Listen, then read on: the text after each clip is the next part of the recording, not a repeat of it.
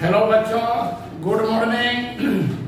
आज हम यूरोप में राष्ट्रवाद से संबंधित यह तीसरा पाठ, यूरोप में राष्ट्रवाद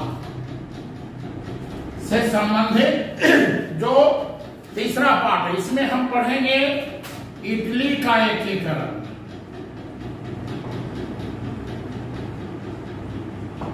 दूसरा पढ़ेंगे जर्मनी का एकीकरण, और फिर हम पढ़ेंगे राष्ट्रवाद का प्रभाव या परिणाम। क्योंकि हम पूर्व के वीडियो में पढ़ चुके हैं राष्ट्रवाद क्या है, हम पढ़ चुके हैं नेपोलियन बोनापार्ट का योगदान, किस तरह से राष्ट्रवाद को फैलाने में हुआ था। हम मेटरनिख के बारे में भी पढ़ चुके हैं, वियना सम्मेलन में किस तरह से प्राचीन राजवंश की पुनर्स्थापना पर बल दिया। हम जुलाई 1830 की क्रांति भी पढ़ चुके हैं, लेकिन फरवरी 1848 की क्रांति बाकी रह गया था।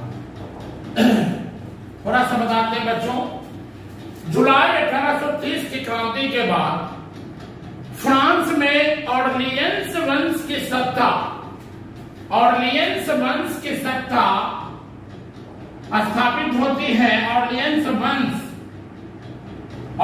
वंश की सत्ता स्थापित होती है और लुई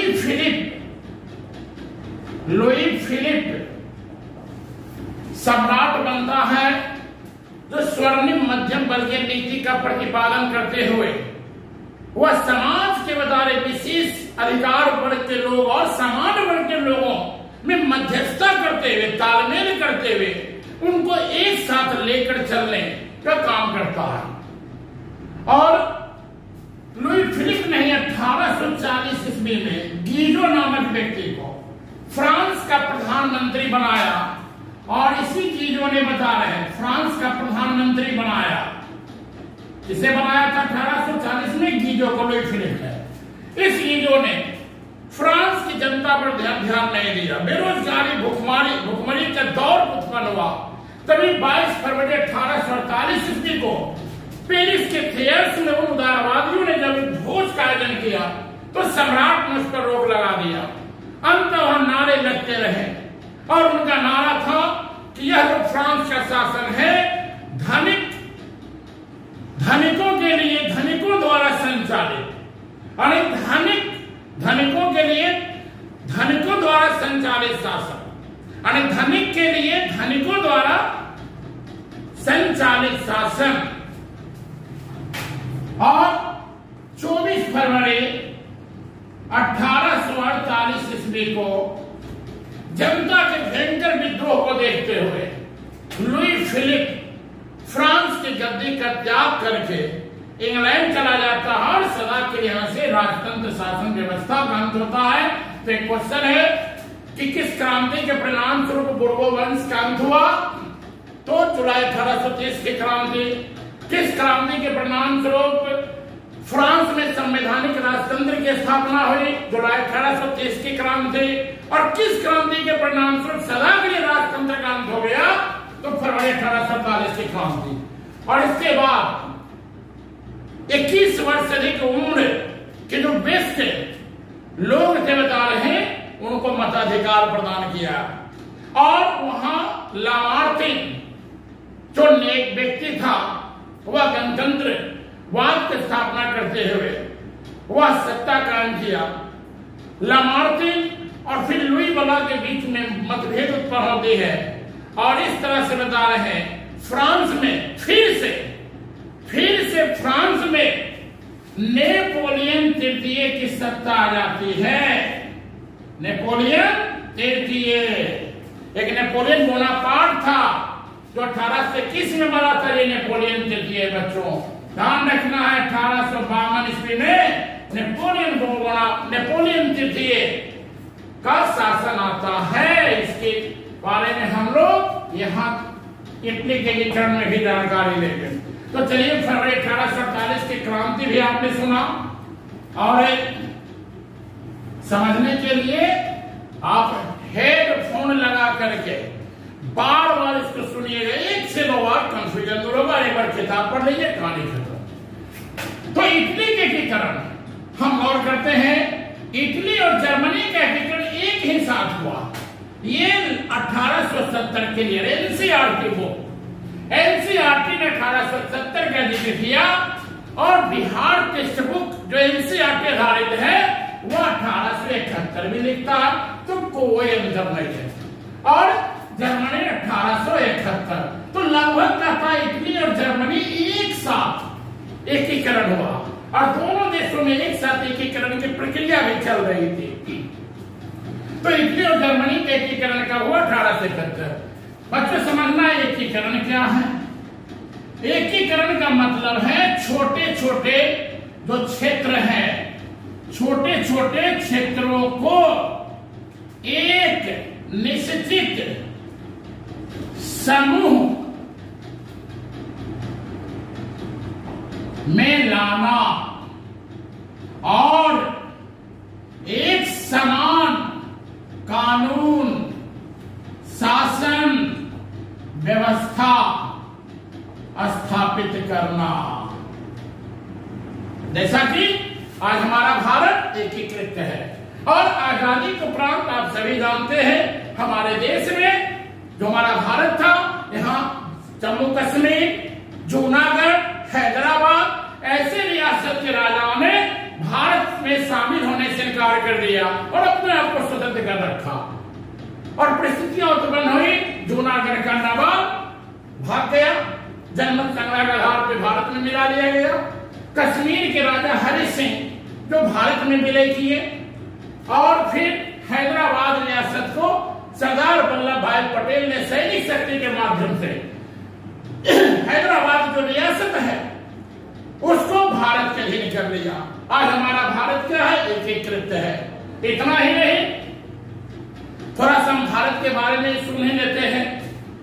इतना ही नहीं, जो वर्तमान में जो गोवा है, दमन दीव है, उसको पुर्तगाली के चंगुल से आजाद करा 1961 में। आजादी के बाद समझ सकते हैं कि 20-22 साल तक पुर्तगाल का वहां बता रहे आधिपत्य था और इस तरह से गोवा, दमन दीव फिर भारत का अंग बना।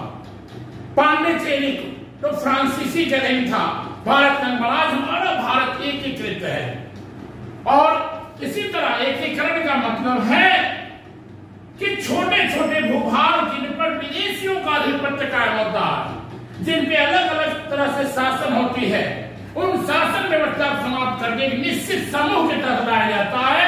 इसे ही हम एकीकरण करते हैं, एक राष्ट्र का आधार प्रदान करना। क्योंकि इसके पहले, एकीकरण के पहले इटली का नाम क्या था?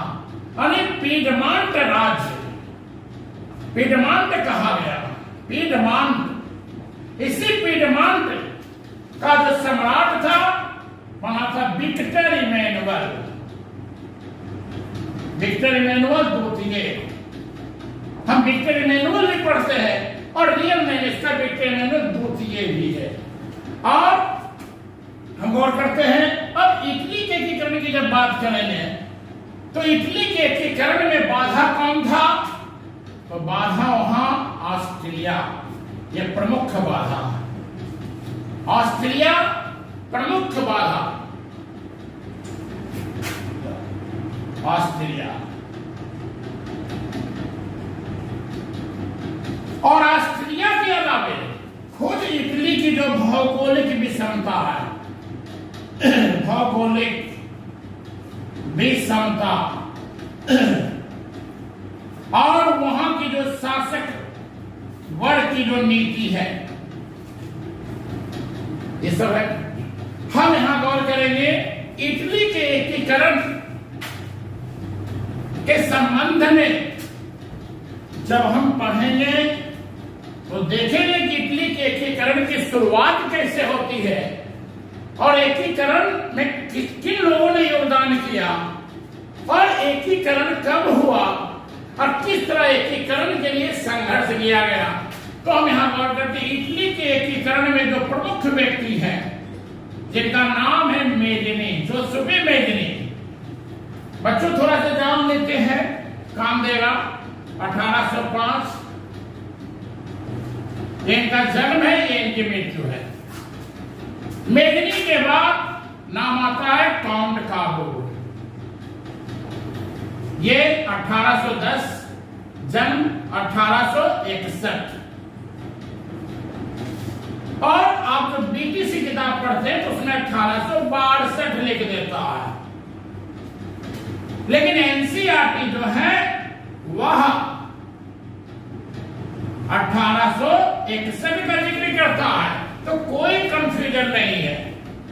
इतना लगता है कि मरा मृत्यु हुई 1861 में हुई, नहीं तो 1862 में जानेंगे। और तीसरा जो पर्सन है वह है गैरिबाल्डी, और इनका है 1807, जन्म 1882 में मृत्यु। और एक सम्राट है जिनका भी हम पढ़ेंगे, विक्टर इमैनुएल, इनका भी योगदान है। और अंत में जाकर 1929 ईस्वी में मुसोलिनी ने भी बता रहे हैं, जो पोप का महल था जिसमें वह रह रहा था उसको भी इटली में शामिल करा लिया। लेकिन मुख्य तौर पर 1871 यानी 70 या 71 तो इटली का एकीकरण। अब हमें समझना है इटली के एकीकरण की जो शुरुआत है नेपोलियन बोनापार्ट के तहत। नेपोलियन बोनापार्ट ने 3 नए गणराज्य सिस्पाइन, लिगुरियन और ट्रांसपेरेंट, सिस्पाइन, लिगुरियन और ट्रांसपेरेंट गणराज्य का गठन किया। और इस तरह एकीकरण की शुरुआत हो जाती है, राष्ट्रवाद की नींव पड़ती है। तभी तो हम बोनापार्ट को राष्ट्रवाद का बताए जन्मदाता इटली में कहते हैं। मेदिनी, यह मेदिनी जिसे हम इटली के एकीकरण की नींव कहते हैं, यानी जिसने इटली में एकीकरण की नींव डाली, इटली के एकीकरण का मसीहा, इटली के एकीकरण का मसीहा कौन है? मेदिनी है। और दूसरा प्रश्न आता है कि इटली के एकीकरण की नींव किसने डाली? कौन डाला? तो मेदिनी। इसी मेदिनी ने 1810 ईस्वी में जो स्थापित कार्बोनरी संगठन था, यह संगठन विदेशी शक्तियों के विरुद्ध स्थापित किया गया था। 1810 ईस्वी में कार्बोनरी संगठन की स्थापना हुई थी। ये ध्यान रखना है कि कार्बोनरी संगठन की स्थापना कब हुई? 1810। और मेदिनी कौन था? मेदिनी इस कार्बोनरी संगठन का सदस्य भी था, क्योंकि मेदिनी लोकतांत्रिक या गणतांत्रिक विचारधारा का समर्थक, साहित्यकार और योग्य सेनापति था, जिसने इटली के एकीकरण के लिए 1831 ईस्वी में यंग इटली और 1834 ईस्वी में यंग यूरोप की स्थापना और 1851 ईस्वी में French of Italy, French of Italy संगठन की स्थापना किया। लेकिन मेदिनी इसमें सफल नहीं हो सका। कारण था इटली के एकीकरण की बाधाएं ऑस्ट्रिया तो थी, लेकिन इटली कई क्षेत्रों में बटा था। अब इटली का जो बता रहे हैं उत्तर वाला जो क्षेत्र है, यहां राजतंत्र, राजाओं का शासन, मध्य में पोप का प्रभाव और फिर दक्षिण यहां भी राजाओं का शासन। यहां भी बता रहे दूसरे दूसरे राजा शासन कर रहे थे। और ये पोप जो है, ये इटली के एकीकरण में ये चाह रहा था कि हम इसको अपने स्तर से एकीकरण करें। ये धार्मिक रूप से धार्मिक रूप से एकीकरण का पक्षधर था। वहीं पिडमांट का जो राजा चार्ल्स एडवर्ड, वह चाह रहा था हम अपने स्तर से एकीकरण करें, तो मेजनी भी चाह रहा था कि हम अपने स्तर से एकीकरण करें। कहीं कहीं तीनों के बीच में मतभेद था, और इसी मतभेद का फायदा लाभ ऑस्ट्रेलिया ने उठाया, और ऑस्ट्रेलिया इन्हीं के आपसी फूट के कारण इटली का जो बता रहे सम्राट था, सार्डिनिया पिडमांट का जो शासक था चार्ल्स एडवर्ड को पराजित किया। इटली के एकीकरण में मेजनी जब विफल होता है, और इसके बाद काउंट काबोर, यह एक प्रसिद्ध राजनीतिक के साथ साथ कूटनीतिज्ञ भी था, और काउंट काबोर एक महत्वाकांक्षी व्यक्ति था, कूटनीति में तो दक्ष था। इस काउंट काबोर को बता रहे विक्टर इमैनुअल ने काउंट काबोर को प्रधानमंत्री पद पर, विक्टर इमैनुअल जो सम्राट था, सम्राट ने काउंट काबोर को प्रधानमंत्री, इटली का प्रधानमंत्री बनाया। और कब बनाया? 1852 ईस्वी में। तभी काउंट काबोर ने प्रधानमंत्री बनने के बाद जब 1853-54 ईस्वी में क्रीमिया का युद्ध, जो क्रीमिया स्तर पर लड़ा जा रहा था, जिसमें एक और ब्रिटेन, फ्रांस, तुर्की और दूसरी तरफ रूस अकेला। क्योंकि क्रीमिया के युद्ध में ब्रिटेन, फ्रांस, तुर्की ने मिलकर रूस को हराया, और इसी क्रीमिया युद्ध के दौरान फ्रांस के द्वारा बिना सैनिक मदद मांगे, काउंट काबोर से उसने मदद नहीं मांगा, लेकिन काउंट काबोर ने अपनी महत्वाकांक्षा, अपनी दूरदर्शिता को परिचय देते हुए समझ चुका था कि क्रीमिया के युद्ध में फ्रांस विजय होगा। इसीलिए सहानुभूति ग्रहण करने के लिए पिडमांट की सेना को फ्रांस के मदद हेतु क्रीमिया के युद्ध में भेज दिया। और जब फ्रांस इसमें विजय हुआ तो पेरिस में सम्मेलन बुलाया, और उस सम्मेलन में काउंट काबोर को भी आमंत्रित किया। इसी पेरिस सम्मेलन में काउंट काबोर ने ऑस्ट्रिया के कारनामे को अंतरराष्ट्रीय स्तर पर उजागर किया, और आगे चलकर प्लेनमेयर्स की संधि होती है। प्लेनमेयर्स की संधि,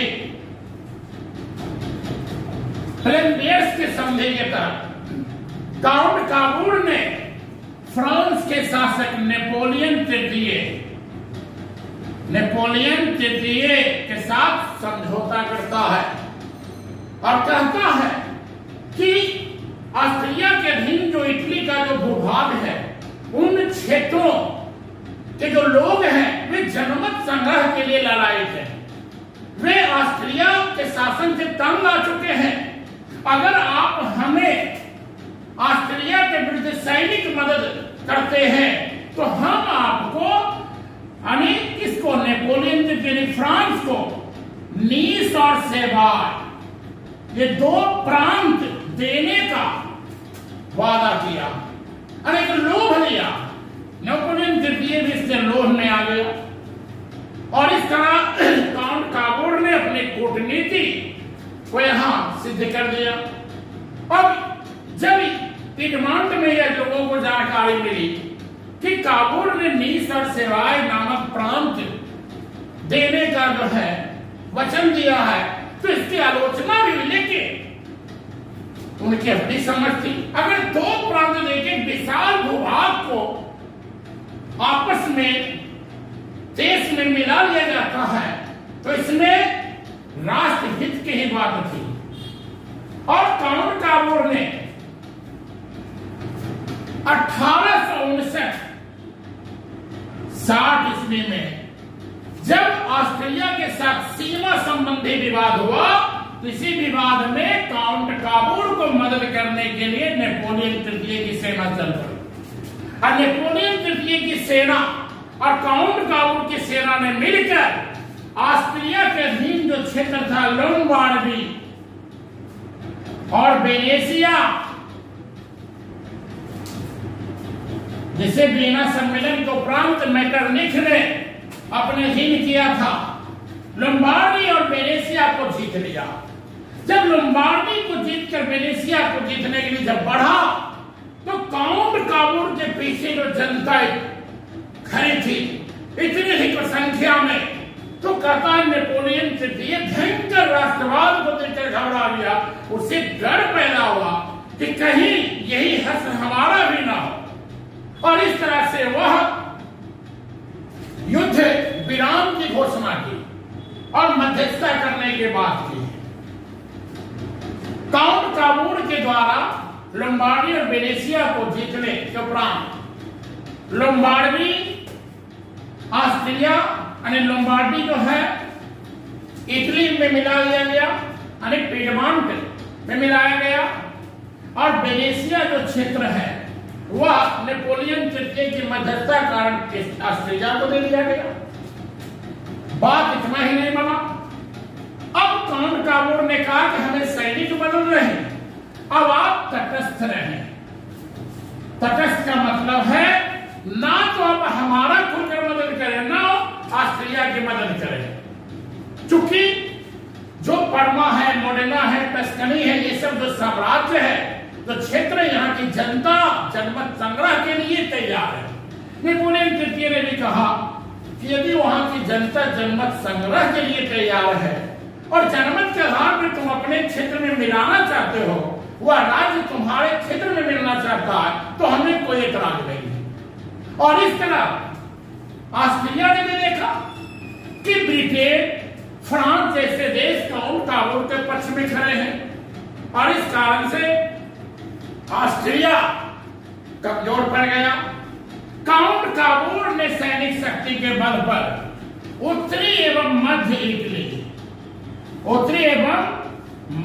इटली का एकीकरण कर लिया, और आगे चलकर गैरिबाल्डी जो पेशे से नाविक थे, गैरिबाल्डी जिन्हें इटली के एकीकरण का तलवार कहते हैं, इन्होंने अपने कर्मचारियों की मदद से, क्योंकि ये नाविक थे, इनका एक पेशा था, इनके परिवार की पेशा चली आ रही थी, और ये पेशेवर नाविक थे, इन्होंने सशस्त्र सेना तैयार किया, जिसे हम रेड शख्स नाम दिया गया, लाल कुर्ती रेड शख्स भी कहा गया। इन्होंने अपनी सशस्त्र सेना की मदद से सिसिली व नेपल्स, जहां की जनता फ्रांस के वदारेजन को शासन से तंग आ चुकी थी, अर्थात गैरिबाल्डी ने दक्षिणी इटली का एकीकरण किया।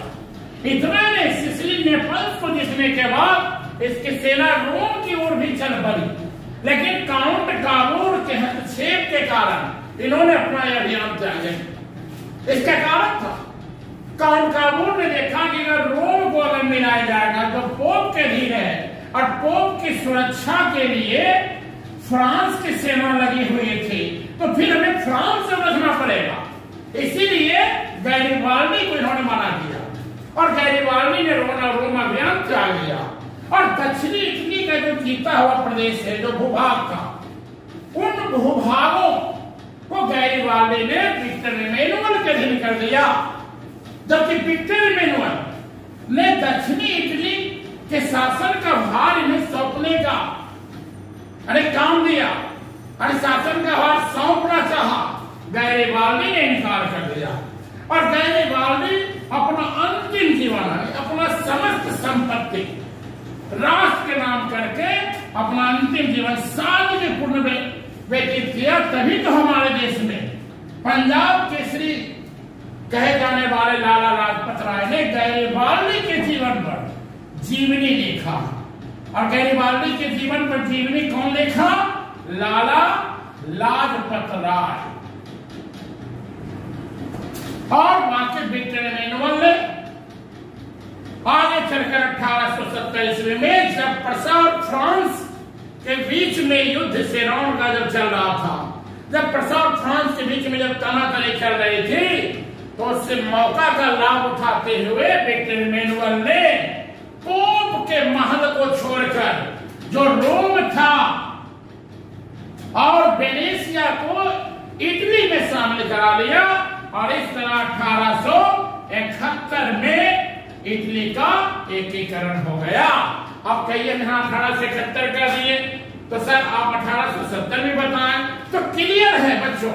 1870 यह एनसीईआरटी जो 10वां की किताब है, इसमें 1870 का जिक्र है, और ये 1871 का जो जिक्र है ये बिहार टेक्स्ट बुक बीटीसी, ये भी एनसीईआरटी धारित है, तो 1871 भी सही है।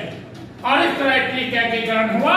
आगे चलकर 1829 में, 1829 नहीं 1929 में, आगे चलकर 1929 ईस्वी में, 1929 ईस्वी में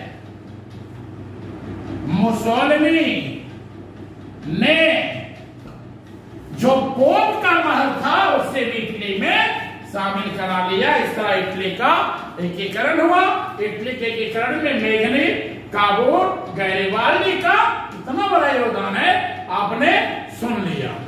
अब अगला जो वीडियो होगा, अगला जो कहानी है, अब हमें जर्मनी का एकीकरण पढ़ना है, और जर्मनी का एकीकरण और इस चैप्टर का जो मुख्य जो बातें होंगी, लास्ट अंतिम हमारा वीडियो आएगा, इसको अवश्य देखें। और हो सके तो ये 4 पार्ट में होंगे बच्चों, तो आप 1, 2, 3, 4 चारों पार्ट बारी बारी से देखें। निश्चित है कि इस चैप्टर से कंफ्यूजन दूर होगा, और सब्जेक्टिव ऑब्जेक्टिव छोड़िए, सब्जेक्टिव पे पकड़ होगी, और ऑब्जेक्टिव तो सुनने से हो जाएगा। धन्यवाद।